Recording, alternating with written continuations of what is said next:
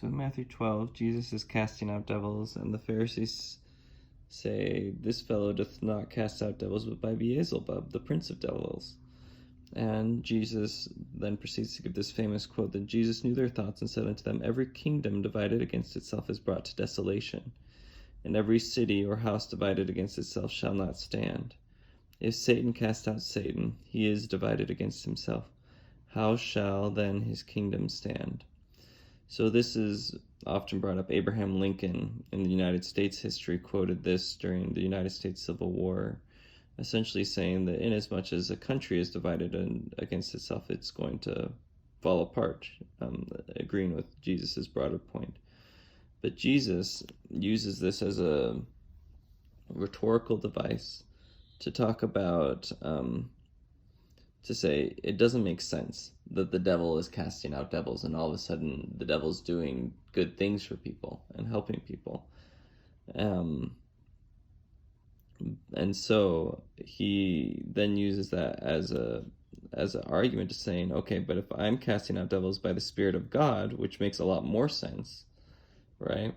Then the kingdom is God is come unto you. And essentially it brings to light why the Pharisees want to blame the devil for something that the devil wouldn't do.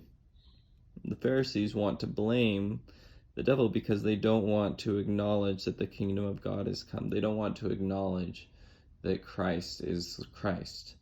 And so it's a very clear thing that they have to have an alternative explanation.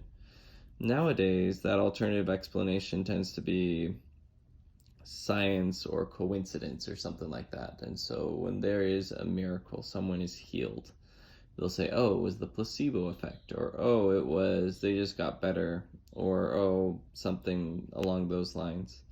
But it starts with what you want to believe. The Pharisees didn't want to believe something, and so they chose to believe in an alternative explanation, even though the alternative explanation might not make initial sense.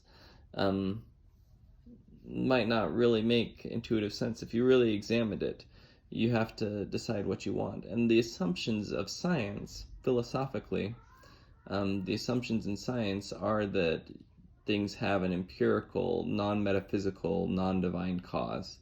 And so divine causes are rejected not based on observation, but based on the assumptions of science, because that's not how science works. Science needs to look for a material, empirical cause.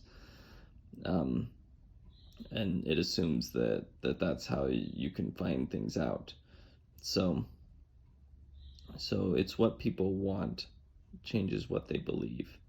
Less so, it's not that good arguments change what people believe, it's what people want changes what arguments they'll believe.